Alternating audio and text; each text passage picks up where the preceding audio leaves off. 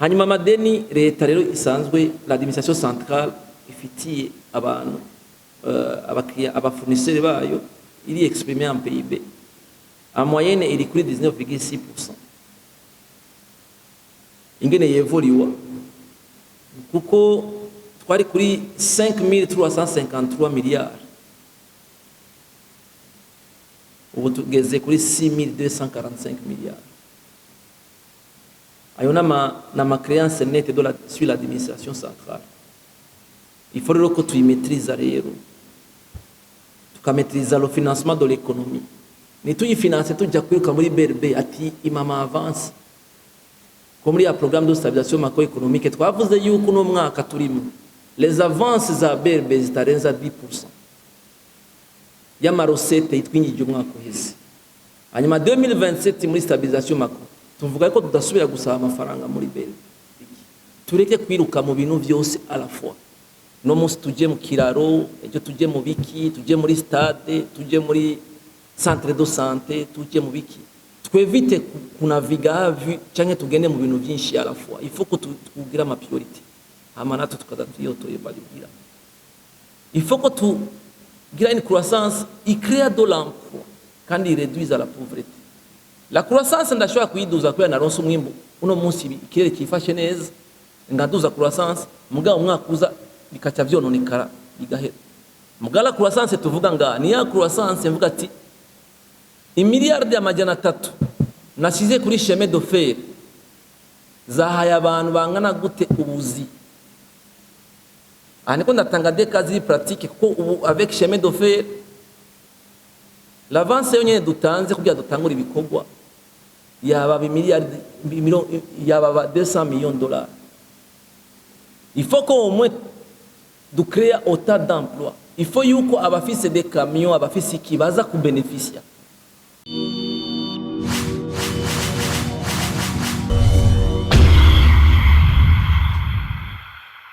Zia zose nariko ndavuga nitwashira mu ngiro byo twumvikanye ngaha tuzotuma haba amelioration. Rero twatwibihaye nk'ihangiro kuri budget 26-27 gushika kuri 28-29.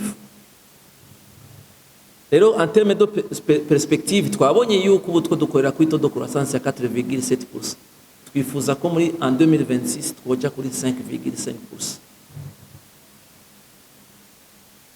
Pour la période de 26 jusqu'à 2029 twifuza ko tuzoba turi kuri 6,8%. Kuko muyibuke ko muri vision twifuza kwatenya la croissance à des chiffres. Ndazi ko mubimenyereye mu vyumva ma discours mugabo tushaka kwevita yuko le discours yiwacu tugira itandukana n'ivyo turiko turakora kuri terre. Il faut ko biba refléter muri budget turiko turagira. Kandi turizera neza ibiko birakogwa ahatandukanye na cyane dushira ingufu muri secteur industriel. Kuko l'objectif principal ya vision nuko tugira la transformation structurelle ya économie. Navyo tuvyerekana n'iki nuko tugira uburimyi atari bwa bundi bwo kufungura gusa mbwa tugira uburimyi butuma turonka amafaranga wa mushuka ukaronka amafaranga tukanga icyo dufungura mbwa tukaronka n'ibyo duhingura muri secteur secondaire. Ubu turerekana neza ibiharo birerekana neza yuko ubutunzi bw'igihugu buri hanini bufashwe n'ikibanza kinini n'uburimyi aho usanga ibice birenga 30% ariyo contribution ya secteur ya agriculture. Mugabo ama industry ibice 17 gusa.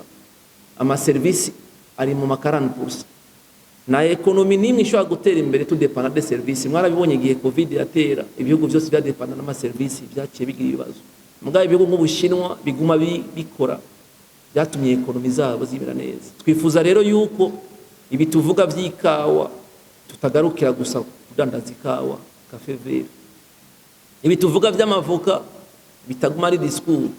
Tuboneye ko ari hinguriro izoza les 2 millions de tonnes tuvuga en 2027 muri programme yo mugambo tubibona yuko bizoza biduha amavuta angana gute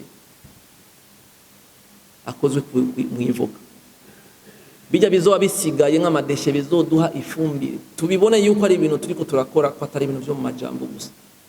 Hanyuma bikorero twaba bazana amashira hamwe rero aza gukora ivyo bintu byose.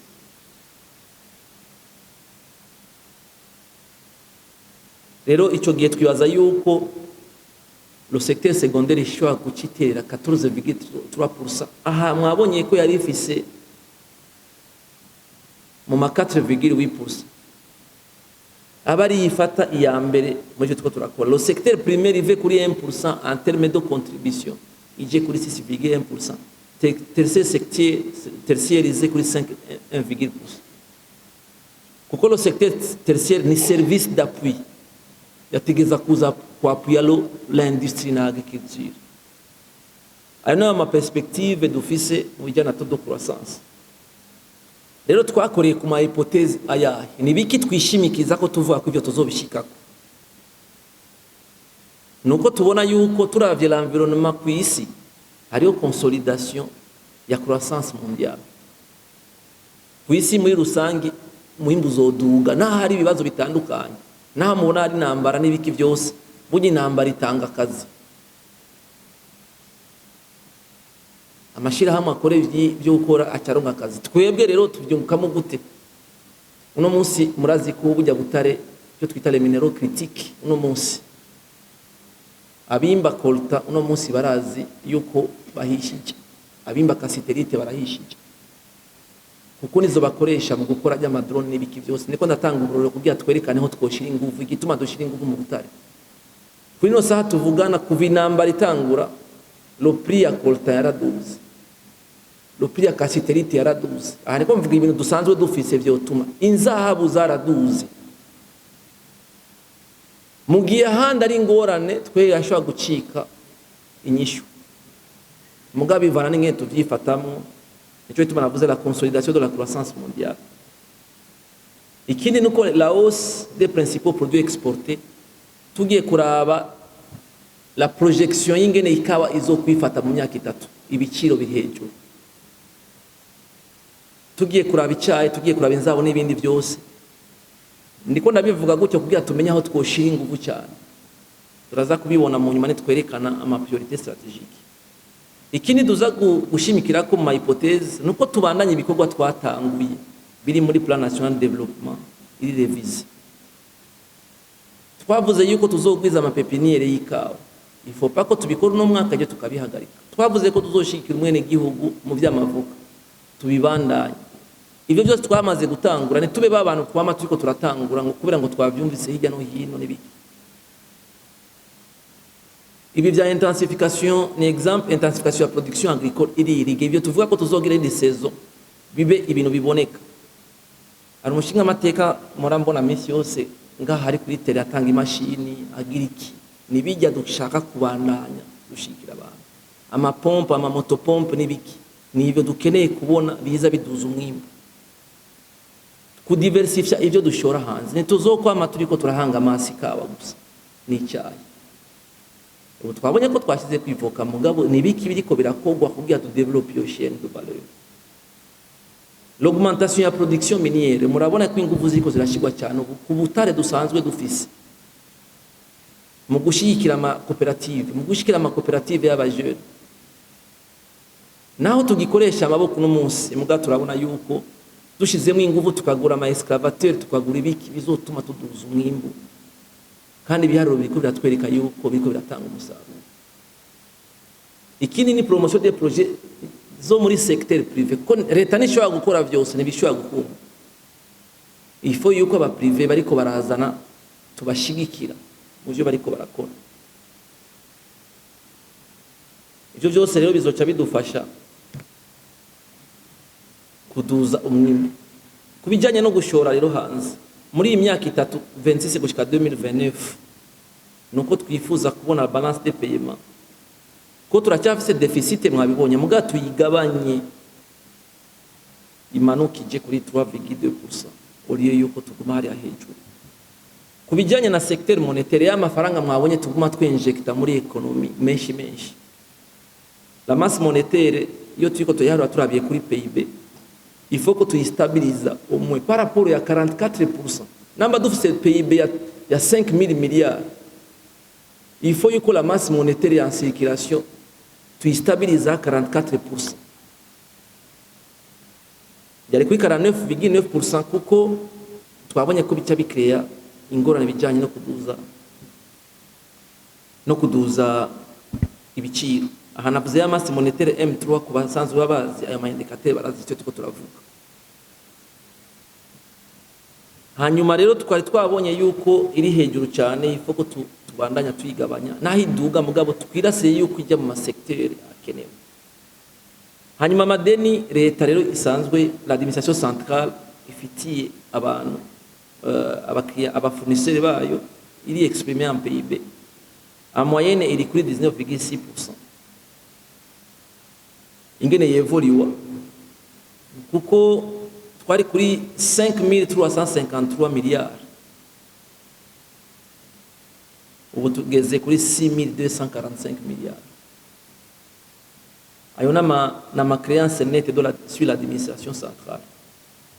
Il faut que tu maîtrises rero. Tukametriza le financement de l'économie. Ni tuyifinance tujya kwiruka muri BRB ati imama avance. Ko muri ya programme de stabilisation macroéconomique twavuze yuko no mwaka turimo les avances za BRB zitarenza 10% y'amarosete itwingije umwaka uheze. Hanyuma 2027 muri stabilisation macro tuvuga ko tudasubira gusaba amafaranga muri BRB. Kuko tuvuze kujya muri BRB iduha ijya imanuka hajya muri kavika igatora amabiye ikashira muri économie, ce qui n'est pas une bonne chose. Il faut que tukora tugira recours kuri système financier classique kugira do finance notre économie. Kubera iki tugiye hariya hari ikiguzi iyo rero baguhaye amafaranga afise ikiguzi n'ingene yarekoresha rero urashiramwo uriyumvira muga tugiye kuyatora muri BRB yayaduha kuko ni argent facile muga irafise impact kuko ni création monétaire. Hanyuma il faut que dustabilize rero les engagements publics tureke kwiruka mu bintu byose à la fois.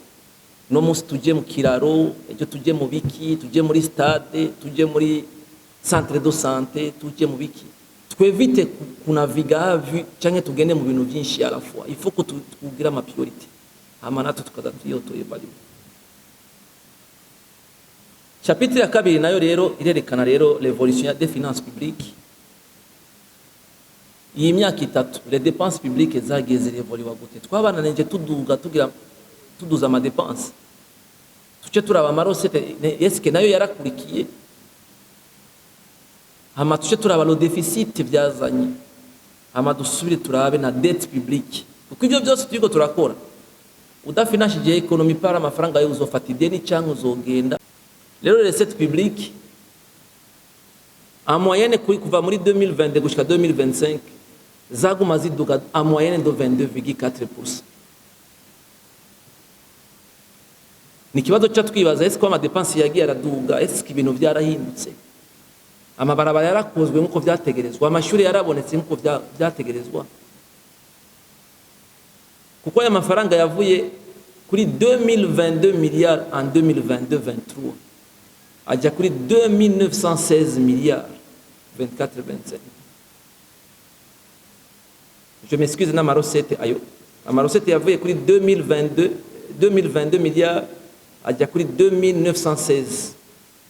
Ubu kuri exercice turimo izo duko turakorera ko nuko tutegezwa gushikana 3688 milliards kuri no exercice de recettes zagiye ziraduga. Ivyo biharuro mu cyo tubikompara rero mu nyuma n'ama dépenses nitwashika ku ma dépenses amarosete rero twifuza ko aduga gute ku myaka itatu iri imbere. Nuko muri budget 2026-2027 twifuza kuva kuri 3688 milliards tujye kuri 4594 milliards kuri budget 26-27 hanyuma ajye kuri 6641 milliards en 2028-2029 soit une croissance moyenne à 21%. Twifuza yuko les recettes ziduza en moyenne chaque année de 21,7%. Iyo rero ni objectif ku marosete. Les dépenses publiques ku myaka itatu nayo nyine twifuza yuko 2026-2027 les dépenses zizoba zingana na 6478 milliards. Chamura abadufashe ya 4594 y'amarosete twiteze kwinjiza hanyuma tuce tugira ama dépenses ya 6478 milliards muri 2026. Mucamumva difference dutegerezwa gufinansa par amadon cyangwa ibindi byose ainsi de suite cyangwa dufata amadeni. Hanyuma muri 2028-29 twifuza yuko tuzoba dushyize kuri 8510 milliards, soit une hausse de 16,8% en termes y'ama dépense iwacu. Ayo ma dépense rero turafise ko tuca tuyagabura, nuko dusanga ko les dépenses courantes kenshi ziba zirimo imishahara ibiki n'ibina, tukaca dufatanya n'ibintu bijanye n'amabiens et services.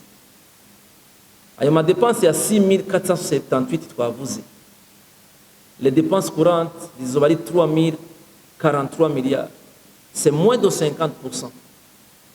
Nariko ndavuga yuko le budget yo tuko turayifinance, est-ce que menshi agenda muri fonctionnement cyangwa agenda muri investissement? Muga turabonye yuko si ama dépenses yacu azoba ari 6478, turabona yuko 3043 milliards azogenda muri les dépenses courantes, imishahara n'amabiens de service, c'est moins de 50%.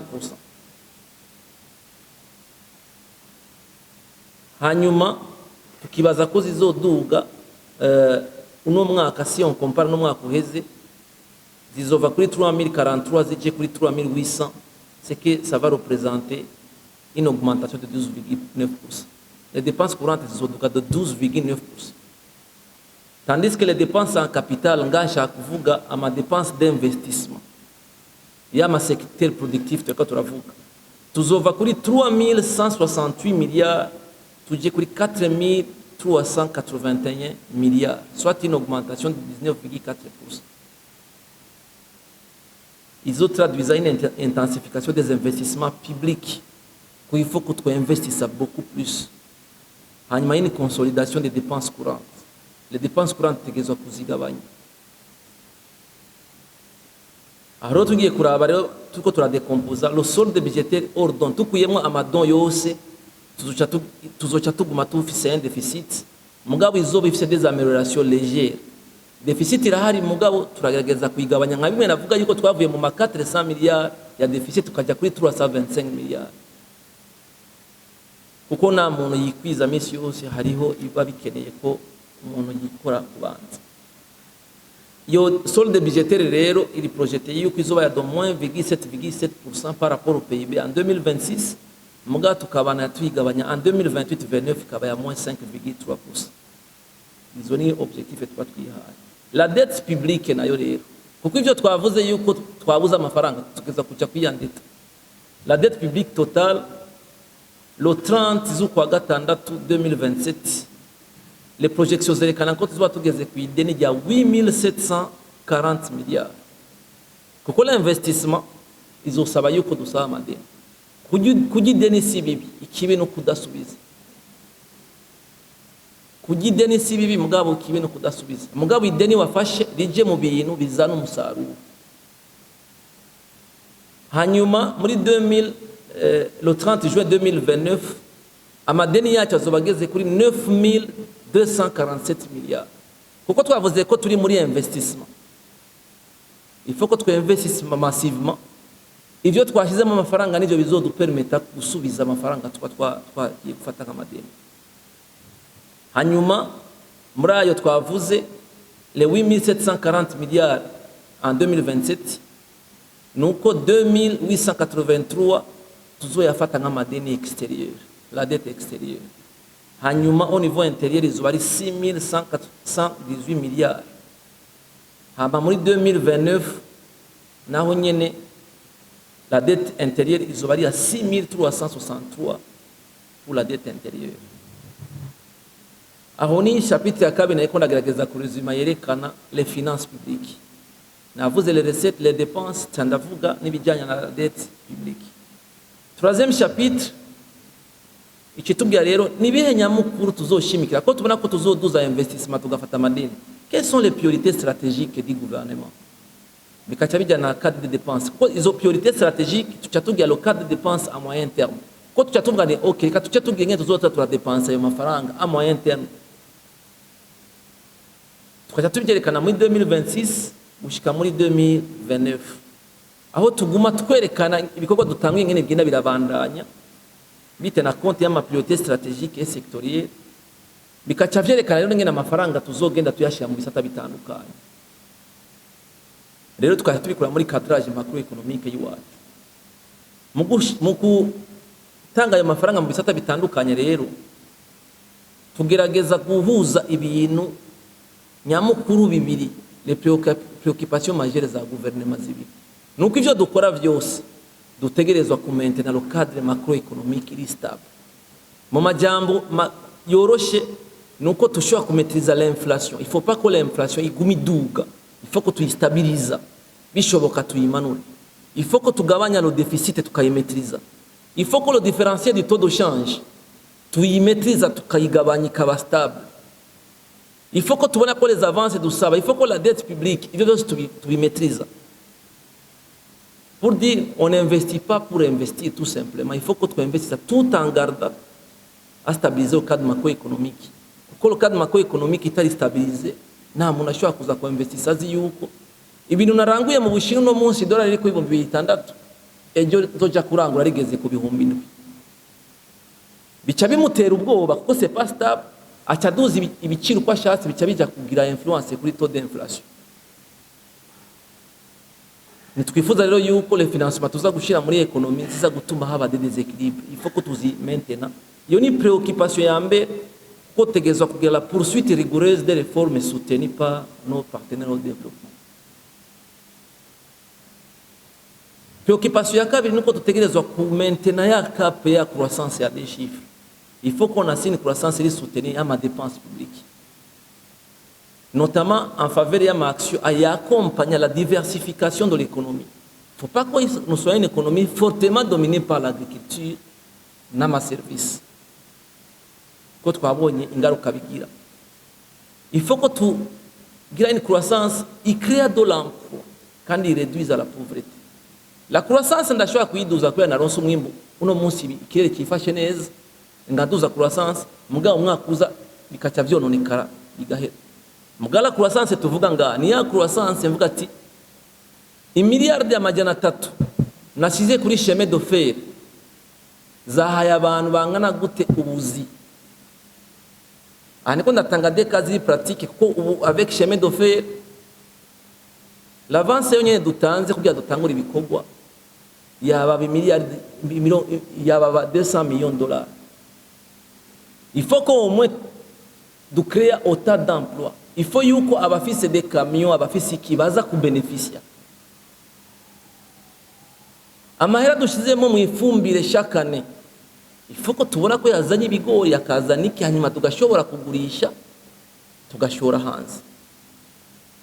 Kuko ireduiza la pauvreté. Wa mwene gihugu yarimye yaronse ibyafungura yaronse naye amafaranga dushira ku mufuko. Alors tegeza kugira une attention particulière rero il est accordé aux secteurs sociaux. Comme secteur du développement aux infrastructures, comme secteur productif. Ariyo moteur ya croissance ya économie wacu. Rero les allocations budgétaires pour l'exercice 26-27 turerekana dans 3 ans mugabo rero ubu rero muri no budget tuzozana mu misiza ngaha tuzoshimikira kuki amafaranga tugiye kuyashira mu biki. Nuko ya ma allocation rero aviza ku préserver d'abord les acquis aho tugeze. Nambu no munsi dufise taux de croissance iri kuri 29. Il faut que tu y maintiennes muga tuyimanure kandi. Si tuvuga no munsi ko déficit twayimanuye il faut pas yuko isubira kandi kuduga.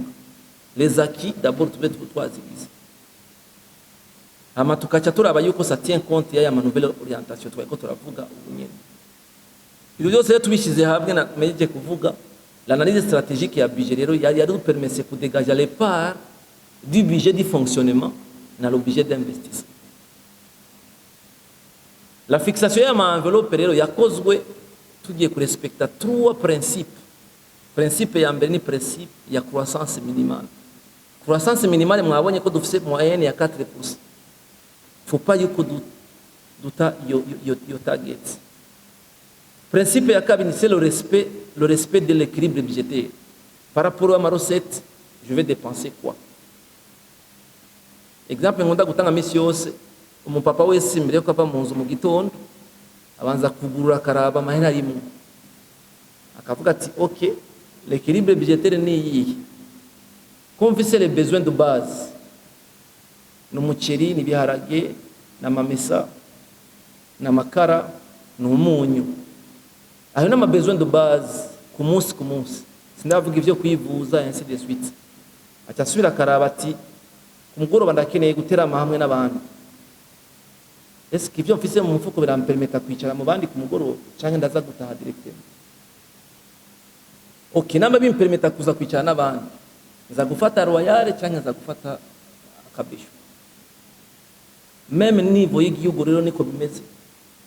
L'équilibre budgétaire niko bimeze. Sinon utabikoze gutyo mu gitondo ni hamwe uza gushika ku kazi ugatangura gusaba abantu biturire. Donc ushaka kubaho au-delà y'amamanya y'umuntu. Rero no niveau y'igihugu rero l'équilibre budgétaire c'est très important. Hanyuma ukaba ufise rero des cibles à atteindre wihaye. Ko navuze ko nkeneye kugura umuceri n'ibiharage n'ibiki byose, nkeneye ko abana baza gufungura neza kugira ku mugoroba baze kwiga neza hama baze bamenye. Ko l'objectif si yo kugaburira abana tout simplement nuko biga neza bakagira icyo bavuyemo. N'igihugu c'est la même chose. Ibyo byose tubikora kugira tufise ya respect des cibles à atteindre ziri muri vision. Aha ndabikura mu bintu hejuru gutya nkabishira mu bintu bisanzwe. Ko iyo tiko turavuga ngo croissance ya 2 chiffres tuzoduza ibi twumva umenga ni ikintu kiri abstrait. Byose bivana n'ama decision tuba tufata. Ivyo rero biri inscrite rero mu ma document stratégique ari opende na vision n'ama politique n'ama stratégie sectorielle. Uko ifo pako twandika ibitabo tubishire ngaho tout simplement tutazi ivyo twiyangajije. Ko muri pilier ya mbere yavuga ni engagement de l'État. Muri engagement de l'État ikintu ca mbere kirimo harimo indicateur ya leadership. Muri ya leadership tel qu'il définit c'est la capacité d'un leader à mettre en œuvre ses réformes. Ama réforme tuyavuga muga tuyashiraho abantu bacabona yuko turiko turabesha abantu. Nico gituma mvuga ya ma document stratégique na ma document sectoriel. Rero au niveau central rero amafaranga twashizeyo angana guti. Aha nashaka ndahinsiste beaucoup plus kuko la réforme administrative twatanguje ya ma commune 42 au lieu de 119, il y a 5 provinces au lieu de 18. C'est pas ikintu twakoze kugira tugikore, il faut kiba kiboneka. La réforme administrative il vise à la décentralisation. La décentralisation est kuri phase zitatu. Icyo twakoze gushika no munsi la décentralisation administrative. Aho mwabonye yuko mu ruzo uno munsi dufise tribunal de résidence muri zone. Ce qui n'était pas le cas. Mugabo no munsi turayifise. Aho no munsi twabonye ko tutegezwa kugira état civil mu zone, ce qui n'était pas le cas hano hamwe. Byakozwe administrativement. Est-ce que twabahaye rero uburyo bakoresha la décentralisation financière? Kuko nibo bazi ibyo bakeneye. Hama munyuma ivyo bikozwe neza, il faut ko bica biduha la décentralisation politique. Hamwe umuntu azoba ari mu ruzo afata ingingo atarinze kubaza ministre wa justice Bujumbura. Ngo ndashaka uminumbero cyane kubera dafise autonomie, azi yuko amukeneye commission, azi ko amukeneye ko un service kanaka ategezwa kudependa du niveau central. Ivyo rero niveau central rero ndagarutseho nashaka gushika hazosigara ibikorwa de management gusa na suivi evaluation. Amafaranga azoba ari muri ministère au niveau central, il faut ko hari amafaranga agira ibintu vya management na suivi evaluation. Kuko sibo bameta en œuvre au niveau local. Aho rero mu kubaha ayo mafaranga tuca dutena compte des missions assignées au ministère n'ama institution selon les priorités du gouvernement. Ziri muri vision hamwe neyo no muri PND révisé. Au niveau sectoriel tuca tumanuka tubaha amafaranga gute. Les répartitions de crédits rero ziri éclairées par la nécessité d'apporter les réponses aux urgences du secteur. Vous les réponses aux urgences du secteur ndi muri santé. Ndazi yuko mfise des urgences zo gustabiliza abaganga par exemple. Ndazi yuko mfise ikibazo cyakorera uno munsi au niveau sectoriel. Ngiye muri régie des eaux, muri énergie, ndazi ko nkeneye amazi mu gisagara cya Bujumbura pour faire face kuri icyo kibazo.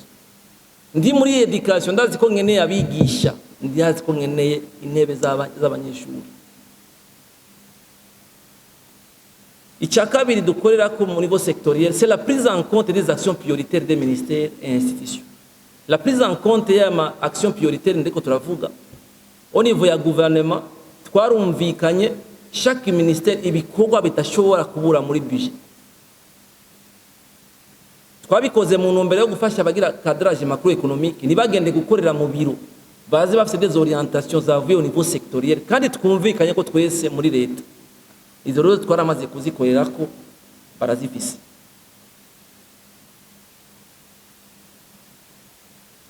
Ikindi rero dukoresha muri détermination des enveloppes ministérielles twakoreye kuno munsi ko twavuze yuko dukora sur 3 ans, umwaka umwe twacha tujya mu madetail duciye muri budget, nuko ubu rero twerekanye amafaranga chaque ministère izokoresha par grande masse de dépenses. Iyo mvuze les grandes masses ndavuga les dépenses du personnel angana gute, ndavuga les dépenses d'acquisition de biens et services, ndavuga les dépenses de transfert courant, ndavuga ati uno munsi nari mfise 500 milliards muri éducation, muri ayo 500 milliards nayahe nzo transfera mu madese, nayahe nzo shwa gutanga mu madepay, kandi tukabahana na la possibilité yo kuyakoresha amana ma dépenses d'investissement rero pour cet exercice budgétaire en préparation. Donc d'une façon générale, tugiye rero kuraba les allocations, les dépenses du personnel qui revêt un caractère obligatoire, kuko umushahara wamaze kuba c'est obligatoire.